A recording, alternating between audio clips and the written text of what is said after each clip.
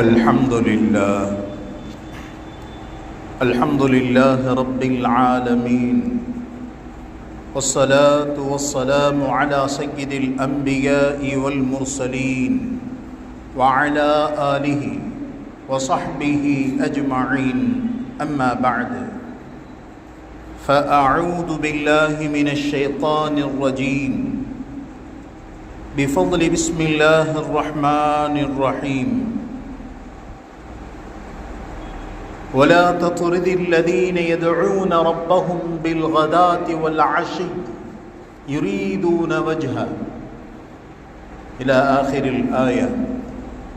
وقال رسول الله محمد المصطفى صلى الله عليه وسلم: إنما تنصرون وتزرقون بضعفائكم، أو كما قال عليه الصلاة والتسليم. புகழ் அனைத்தும் அகிலத்தை படைத்து பரிபாலிக்கக்கூடிய ஏக வல்லோனாகிய அல்லாஹ் ஒருவனுக்கே உரித்தாகுக. சாந்தியும் சமாதானமும் ஈருலகத் தலைவர் எம்பெருமானார் முஹம்மதுல் முஸ்தபா ஸல்லல்லாஹு அலைஹி வஸல்லம் அன்னவர்கள் மீதும், அன்னாரின் உம்மத்தாகிய நம் அனைவர்களின் மீதும் அல்லாஹ்வினுடைய சாந்தியும் சமாதானமும் என்றென்றும் நிறைவாக உண்டாவதாகுக. அன்பிற்கும் இறை நேசத்திற்கும் உரித்தான அல்லாஹ்வின் நல்லடியார்களே, இஸ்லாம் என்னும் மார்க்கம் எல்லா மக்களையும் தன்னுள் அரவணைத்து கொள்ளக்கூடிய மார்க்கம். குறிப்பாக ஏழைகளாக இருக்கட்டும், பலகீனமானவர்களாக இருக்கட்டும், அவர்களுடைய உணர்வை புரிந்து அவற்றிற்கு தன் சட்டத்தின் மூலமாக நிவர்த்தி செய்யக்கூடிய மார்க்கம். பாதிக்கப்பட்டவனுடைய மனநிலையை பொறுத்து மார்க்கம் தன் சட்டத்தை சொல்லி காட்டிக் கொண்டே இருக்கும். பெருமானார் ஸல்லல்லாஹு அலைஹி வஸல்லம் அவர்கள் ஒரு ஹதீஸில் இப்படி சொல்லுவார்கள்: இன்னமா துன்சரூன வ துஸ்ரகூன். உங்களுக்கு உதவிகள் கிடைக்க வேண்டும் என்றால், உங்களுக்கு ரிஸ்க் வழங்கப்படுவதெல்லாம் உங்களிடத்தில் இருக்கக்கூடிய பலகீனமானவர்களை கொண்டுதான் ரிஸ்க் வழங்கப்படுகிறது. அப்ப உலகத்தில் பலகீனமானவர்களின் மூலமாகத்தான் அல்லாஹ்வினுடைய உதவி கிடைக்கிறது என்பதை பெருமானார் உணர்த்துகிறார்கள். இன்றைக்கு சமுதாயத்தில் அப்படியே மாற்றமாய் தன்னுடைய ஊழியர்களாக இருக்கட்டும், சமுதாயத்தில் பலகீனமானவர்களாக இருக்கட்டும், அவர்களை அலட்சியமாக பார்க்கக்கூடிய சூழ்நிலை. சஹாபாக்கள் இப்படி சொல்லுவார்கள்: நீங்கள் உங்களுடைய விருந்துகளில் யார் வரமாட்டார்களோ, தேவையில்லாமல் இருக்கிறதோ, அவர்களை நீங்கள் உங்கள் விருந்துகளிற்கு அதிகமாக அழைப்பை கொடுக்கிறீர்கள். யாருக்கு தேவை அதிகமாக இருக்கிறதோ அவர்களை கண்டுகொள்ளாமல் விட்டுவிடுகிறீர்கள் என்று சஹாபாக்கள் சொல்லுவார்கள். அப்ப ஒரு பணக்காரனுக்கு நல்ல ருசியான உணவை அவன் வீட்டிலிருந்தே சாப்பிடுவான். அவனுக்கு எல்லா விதமான தேவைகளும் நிறைவேற்றி கொடுக்கப்படும். ஆனால் அவருக்கு விருந்தை நாம் அழைப்பை கொடுக்கிறோம். ஆனால் ஒரு ஏழை, அவனுக்கு உணவிற்கு வழியில்லாத நிலை, அப்படி என்றால் அவனை சமுதாயத்தில் கண்டுகொள்ளாத நிலை இன்றைக்கு பரவலாக இருக்கிறது. அப்ப பலகீனமானவர்களை முற்படுத்துவது இஸ்லாமிய மார்க்கம். அவர்களுடைய உணர்வை புரிந்து கொள்வது இஸ்லாமிய மார்க்கம். பெருமானார் ஸல்லல்லாஹு அலைஹி வஸல்லத்துடைய வாழ்க்கை வரலாறை நீங்கள் நெடுக எடுத்து பாருங்கள். பெருமானார் ஸல்லல்லாஹு அலைஹி வஸல்லம் ஏழைகளுக்கு எவ்வளவு முக்கியத்துவம் கொடுத்தார்கள். பெருமானார் ஒரு ஹதீஸில் இப்படி சொல்லுவார்கள்: இத்தலஅத்து ஃபில் ஜன்னதி ضعفا ஃபரஐது அக்ஸர அஹ்லுஹா அல் ஃபுகரா. நான் எனக்கு சொர்க்கத்தை எடுத்து காட்டப்பட்ட பிறகு அதில் அதிகமானோர் ஏழைகள் இருப்பதாக நான் பார்த்தேன். அதில் நரகத்தை எனக்கு எடுத்து காட்டப்பட்டது, அதில் அதிகமானோர் பெண்கள் இருப்பதாக நான் பார்த்தேன் என்று சொல்லி காட்டுகிறார்களே. ஏழைகளுடைய உணர்வை புரிந்து பெருமானார் நடப்பார்கள். ஹதீஸில் நாம் பார்க்கிறோம். பெருமானார் ஒரு இடத்தில் இப்படியே துஆவை செய்வார்கள்: அல்லாஹும்ம அஹ்யினி மிஸ்கீனா, யா அல்லாஹ் என்னை ஏழையாகவே வாழ வை. வ அமித்னி மிஸ்கீனா, என்னை ஏழையாகவே மரணிக்கச் செய். வஹ்ஷுர்னி ஃபீ ஸும்ரத்தில் மசாக்கீன், நாளை மறுமையில் என்னை எழுப்பப்படும் பொழுது ஏழையாக எழுப்புவதற்கு என்னை உதவி செய் என்பதாக ரசூலுல்லாஹ் சொல்லி காட்டுவார்களே. அப்ப ஏழ்மை என்பது, ஏழைகள் என்பதை பெருமானார் தன் வாழ்க்கையில் அதிகமாக ஏழைகளை அரவணைத்துக் கொண்டே இருப்பார்களா? பாதிக்கப்பட்ட மக்களுக்கு ரசூலுல்லாஹ் ஆறுதலை சொல்லிக் கொண்டே இருப்பார்கள். பெருமானார் ஸல்லல்லாஹு அலைஹி வஸல்லம் அவர்களையும் கூட அல்லாஹ் சில நேரங்களில் இப்படி சொல்லி காட்டுவான், நீங்கள் ஏழைகளை விட்டு விடாதீர்கள், அவர்களோடு நீங்கள் சேர்ந்து இருங்கள். மக்காவில பெருமானார் ஸல்லல்லாஹு அலைஹி வஸல்லத்துடைய அழைப்புகள் எல்லா இடத்திலேயும் பரவலாக சென்று கொண்டிருந்தது. பதவியில் உயர்ந்தவர்களும் செல்வந்தர்களும் முஹம்மது என்னதான் சொல்லுகிறார்கள் பார்ப்போம் என்று என்ன செய்கிறார்கள்? முஹம்மதிடத்தில் வருவதற்கு ஆசைப்படுகிறார்கள். எப்பொழுதெல்லாம் முஹம்மதிடத்தில் வந்து பார்ப்பார்களோ, முஹம்மது ஸல்லல்லாஹு அலைஹி வஸல்லத்தை சுற்றி ஏழை சஹாபாக்கள் சூழ்ந்திருப்பதை பார்ப்பார்கள். பிலால் ரலியல்லாஹு அன்ஹு, அம்மார் ரலியல்லாஹு அன்ஹு, இது போன்ற ஏழை சஹாபாக்கள் சுற்றி இருப்பதை பார்ப்பார்கள். அந்த செல்வந்தர்களுடைய பார்வையில் இவர்கள் எல்லாம் மதிப்பற்றவர்கள். அப்பொழுது தங்களுக்குள் சொல்லுகிறார்கள், முஹம்மதிடத்தில் சொல்லி அனுப்புகிறார்கள், எப்பொழுது இந்த ஏழைகள் உங்களை விட்டு போகிறார்களோ, சென்று விடுகிறார்களோ, அதுக்கப்புறம் நாங்கள் உங்களிடத்தில் வருகிறோம் என்று கட்டளையிட முஹம்மது ஸல்லல்லாஹு அலைஹி வஸல்லத்தை உணர்த்தும் முகமாக அல்லாஹ் வசனத்தை இறக்கினான். வலா தத்ரிதில் லதீன யதுஊன ரப்பஹும் பில் கதாத்தி வல் அஷி யுரீதுன வஜ்ஹா, அல்லாஹ்வினுடைய பொருத்தத்தை நாடி இரவும் பகலுமாக அல்லாஹ்வை வணங்கிக் கொண்டிருக்கக்கூடிய ஏழைகளை நீங்கள் விட்டுவிடாதீர்கள். அல்லாஹ் வசனத்தை இறக்கி காட்டினான். அப்ப ஏழைகளை அரவணைத்ததாக குர்ஆனிலும் ஹதீஸிலும் நிறைய நாம் பார்த்து கொண்டே வருகிறோம். பெருமானார் ஸல்லல்லாஹு அலைஹி வஸல்லம் அவர்கள்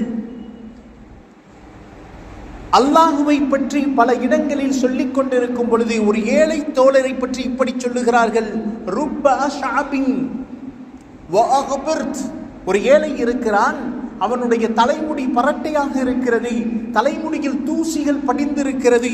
ஆனால் அப்படிப்பட்ட ஏழைகள் அல்லாஹ் மீது சத்தியமிட்டால், ஒரு விஷயத்தை சத்தியமிட்டு சொன்னால் வலா யருதுஹு, அல்லாஹ் அந்த அவருடைய சத்தியத்தை நிறைவேற்றுவான் என்று சொல்லி காட்டுகிறார்களே. பெருமானாருடைய வாழ்க்கை தொடர்ந்து நாம் எடுத்துக்கொண்டே பார்க்கிறோம். ஏழைகளாக இருக்கட்டும், வறியவர்களாக இருக்கட்டும், இயலாதவர்களாக இருக்கட்டும், எல்லா சூழ்நிலையிலையும் இது போன்ற நபர்களை ரசூலுல்லாஹ் அரவணைத்திருக்கிறார்கள்.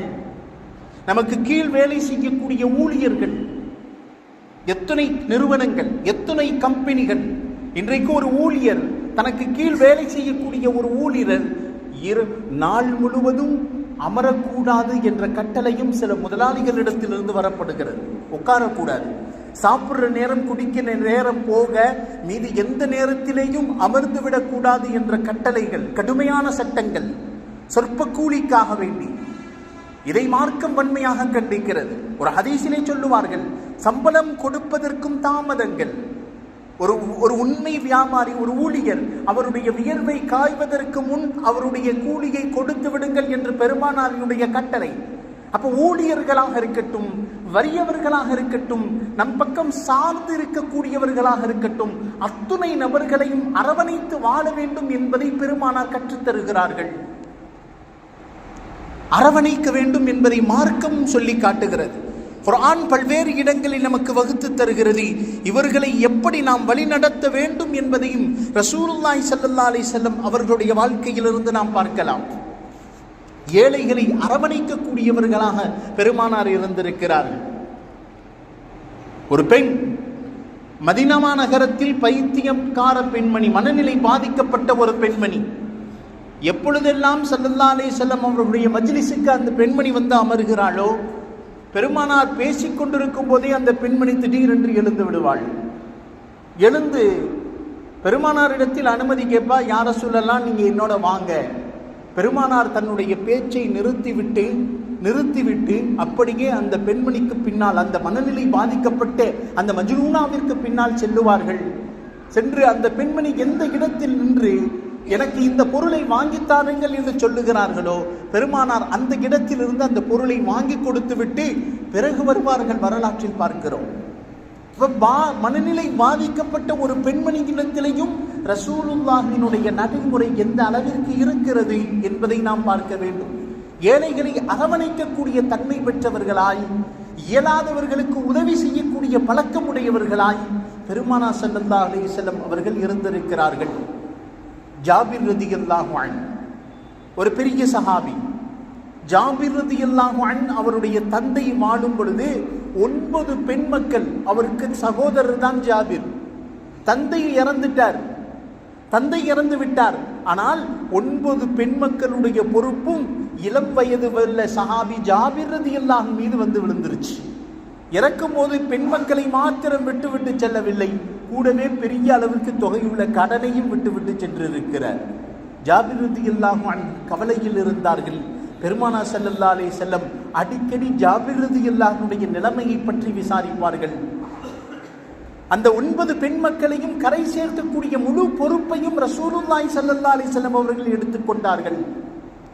ஒரு நேரத்தில் ஜாபிரை அழைத்து கேட்பார்கள், ஜாபிர், திருமணம் முடித்தீரே, வயது கன்னிப்பெண்ணை நிக்காஹ் முடித்தீரா அல்லது விதவையை நிக்காஹ் முடித்தீரா? ஜாபிர் ரலியல்லாஹு அன்ஹு சொல்றாங்க, யா ரசூலல்லாஹ், நான் விதவையை திருமணம் முடித்தேன்.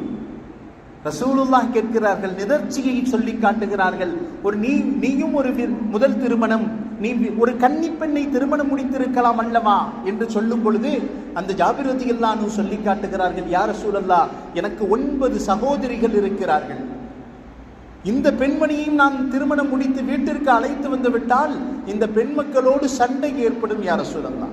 அதற்காக வேண்டித்தான் ஏற்கனவே வாழ்க்கைப்பட்ட அனுபவம் உள்ள ஒரு பெண்ணை திருமணம் முடித்து நான் இங்க வீட்டிற்கு வரும் பொழுது எனது சகோதரிகளுக்கும் இவள் பணிவிடை செய்யக்கூடிய பக்குவம் இந்த விதவை பெண்மணிக்குத்தான் இருக்கும் யா ரசூலல்லாஹ்.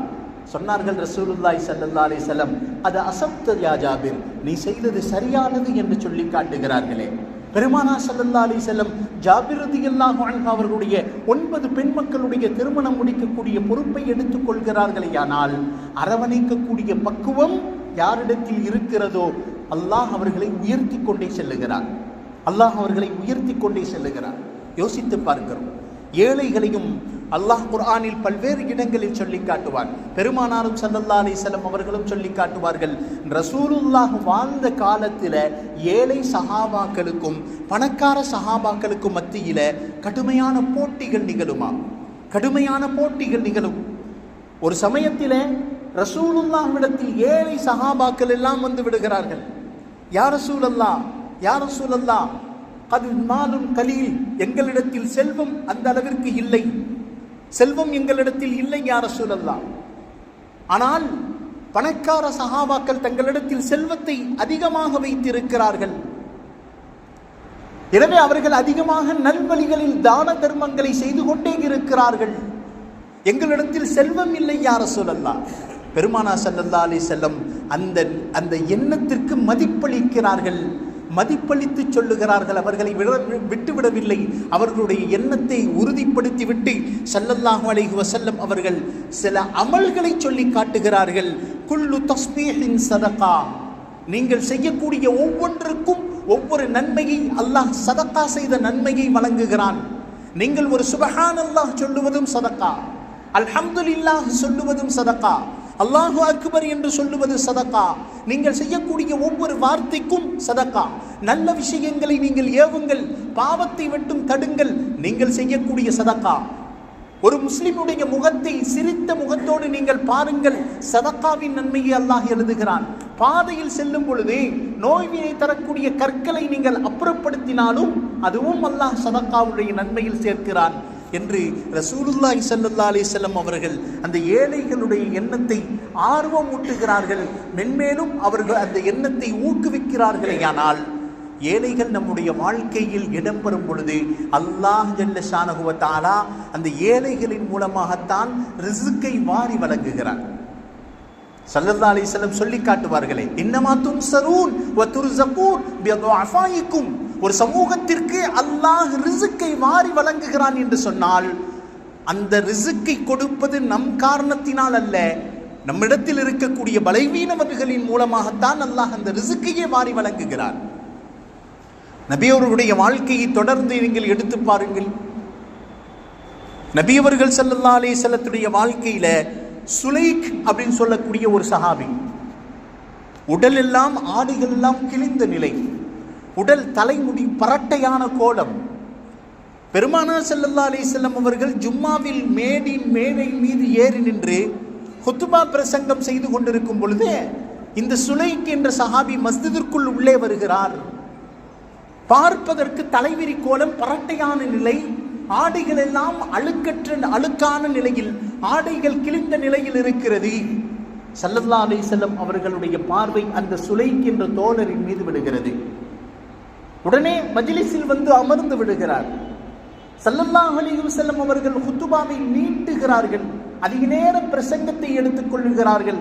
சற்று நேரத்தில் ஹுத்பாவை நிறுத்திவிட்டு அந்த சுலைக் என்ற சஹாபியை பார்த்து சொல்லுகிறார்கள், யா சுலை அந்த துசல்லி, நீ வந்தீங்க மஸ்ஜிதிற்குள்ள 2 ரக்காத்து தொழுது கொள்ளுங்கள் என்கிறார்கள். எல்லா சஹாபாக்களும் அந்த சுலைக் என்ற சஹாபியை பார்க்கிறார்கள். ஹனஃபி மதுஹபுடைய அடிப்படையில் ஒரு இமாம் ஹுத்பாவிற்கு மேடையின் மீது ஏறி நின்று விட்டால் சுன்னத் தொழுகை அனைத்தும் கூடாது. இமாம் ஹுத்பா செய்வதை காது தாழ்த்தி கேட்க வேண்டும். ஆனால் ரசூலுல்லாஹி ஸல்லல்லாஹு அலைஹி வஸல்லம் அந்த சுலைக் என்ற சஹாபிக்கு தனிப்பட்ட முறையில் சொல்லுகிறார்கள். காரணம் என்ன? அது வேற ஒன்றும் இல்லை, அந்த சுலைக்கினுடைய நிலைமையை மற்ற தோழர்களுக்கு எடுத்துக்காட்ட வேண்டும். பாருங்கள், சமுதாயத்தில் இப்படிப்பட்ட நபர்களும் இருக்கிறார்கள், உணவிற்கு வழியில்லாத நபர்களும் இருக்கிறார்கள், ஆடைகள் கிழிந்த நிலையிலும் இருக்கிறார்கள்.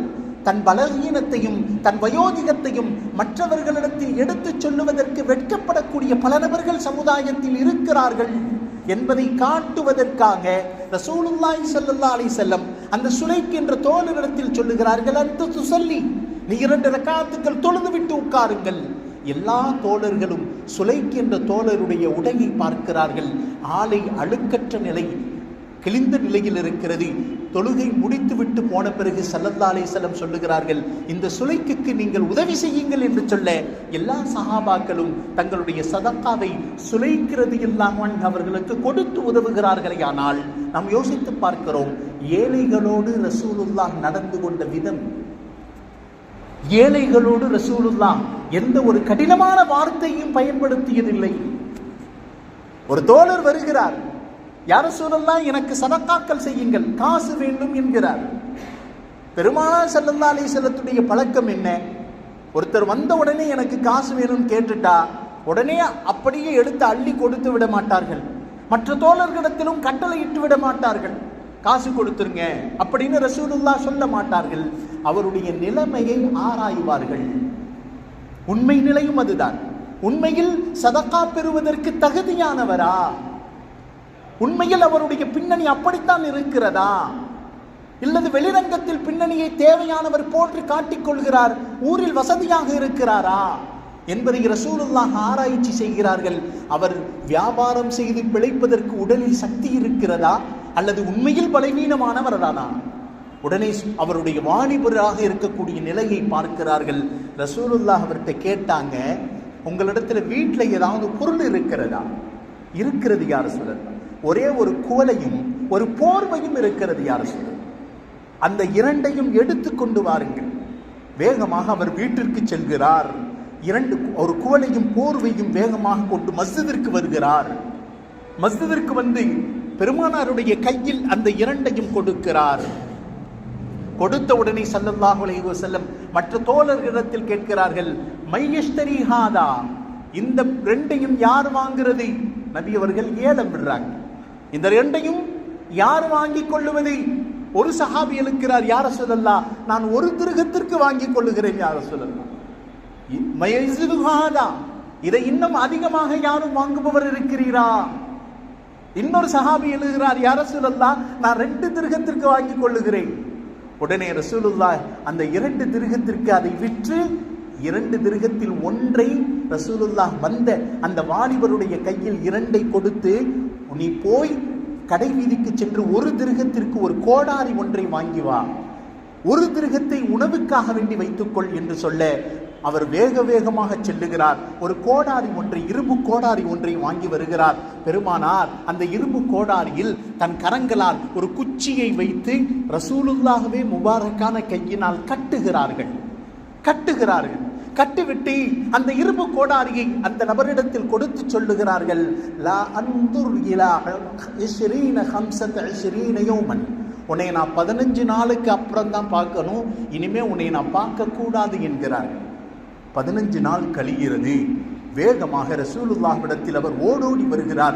யா ரசூலல்லாஹ், இந்த கோடாரியின் மூலமாக நான் விறகு வெட்டி சம்பாதித்தேன் யா ரசூலல்லாஹ், இதற்கு 10 திர்ஹங்கள் இதோ கையில் இருக்கிறது யா ரசூலல்லாஹ் என்று சொல்ல பெருமானார் ஸல்லல்லாஹு அலைஹி வஸல்லம் அவர்கள் சொன்னார்கள், நீ யாசகத்தின் மூலமாக நாளை மறுமையில் முகத்தில் கருப்பு புள்ளியோடு வருவாய் அல்லவா, அதற்கு இது எவ்வளவோ சிறந்தது என்று சொல்லி காட்டுகிறார்களே.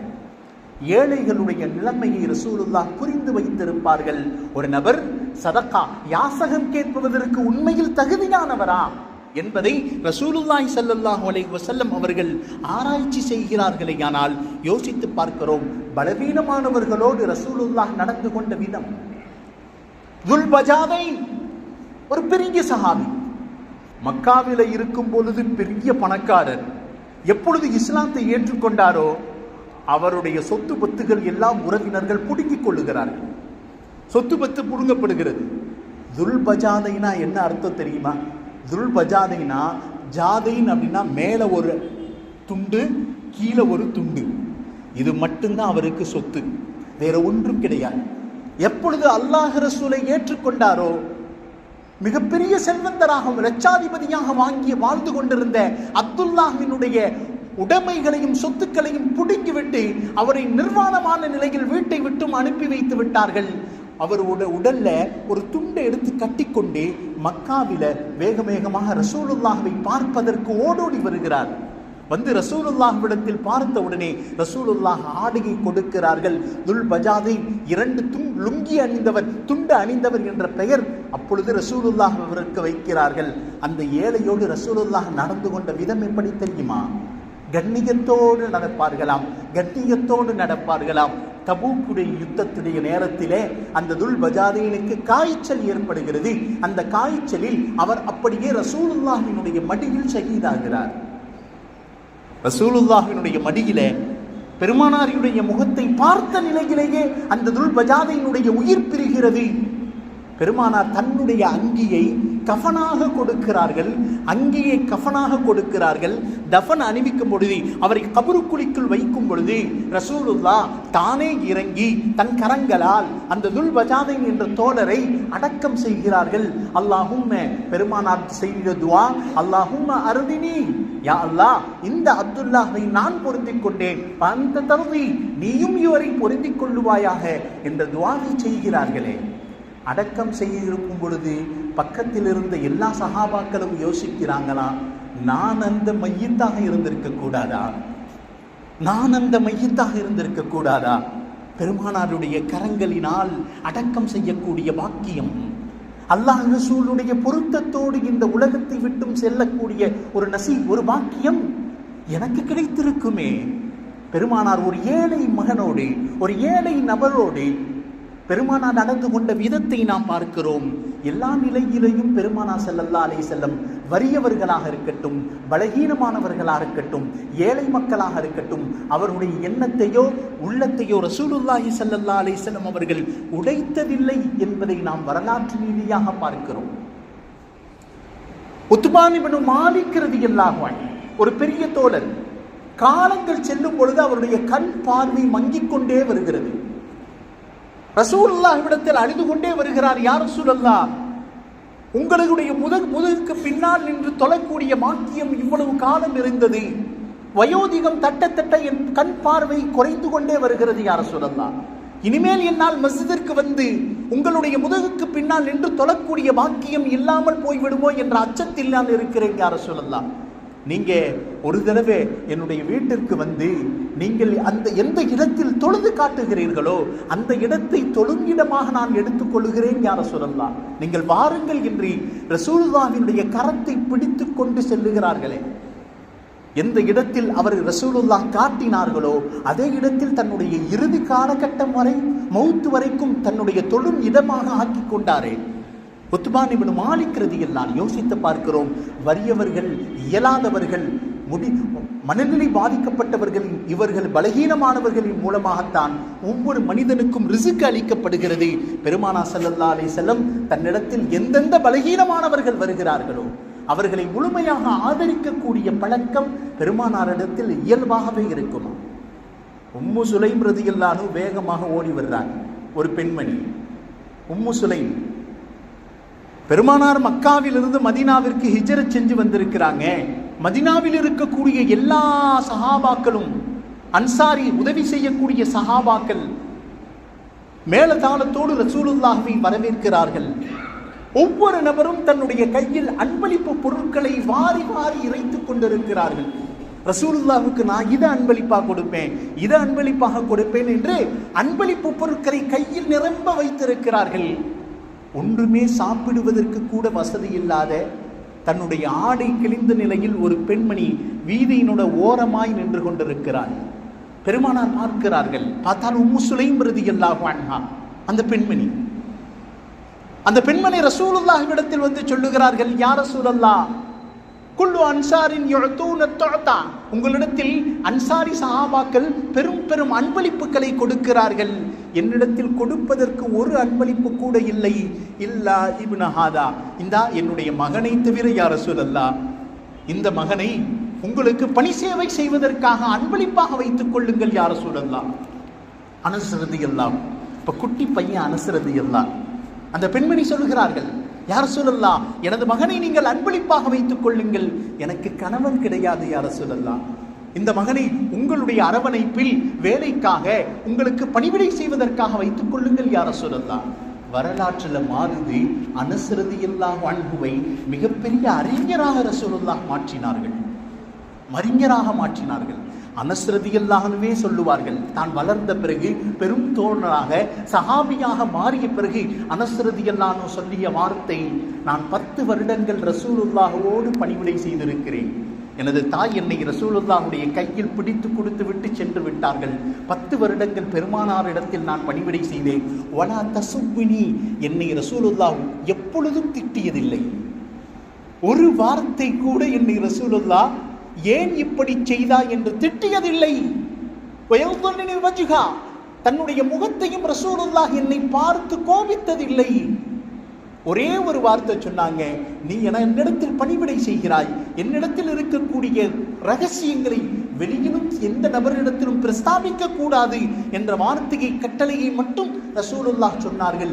அதற்கு பிறகு ரசூலுல்லாஹ்வினுடைய பொருத்தத்தோடு என் வாழ்க்கை அமைந்தது என்று சொல்லி காட்டுகிறார்களே. ஆனால் ஏழைகளும் வறியவர்களும் இயலாதவர்களும் நமக்கு கீழ் வேலை செய்யக்கூடிய ஊழியர்களிடத்திலேயும் பெருமானார் காட்டிய விதத்தை நாம் வாழ்க்கையில் கடைபிடிக்க வேண்டும். அப்படிப்பட்ட ரசூலுல்லாஹ்வினுடைய வாழ்க்கையில் கடைபிடிக்கும் பொழுதே நம்முடைய பொருளாதாரத்தில் அல்லாஹ் மென்மேலும் பரக்கத்தையும் அபிவிருத்தியையும் செய்கிறான். நமக்கு கீழ் உள்ள குழந்தைகளாக இருக்கட்டும், நம்மை விட பலவீனமானவர்களாக இருக்கட்டும், நம்முடைய நிறுவனத்தின் கீழ் வேலை செய்யக்கூடிய ஊழியர்களாக இருக்கட்டும், அவர்களை நாம் நல்ல முறையில் மகிழ்வித்து அவருக்குரிய தேவைகளை நிறைவேற்றி கொடுக்கும் பொழுது அல்லாஹ் நம்முடைய தேவையை நிறைவேற்றிக் கொள்ளக்கூடிய பாக்கியத்தை அல்லாஹ் தன் பொறுப்பாக மாற்றிக்கொள்கிறார். அப்படிப்பட்ட பெரும் பாக்கியத்தை அல்லாஹ் ஜல்ல ஷானஹு வ தஆலா நம் அனைவருக்கும் நசீபாக்குவானாக.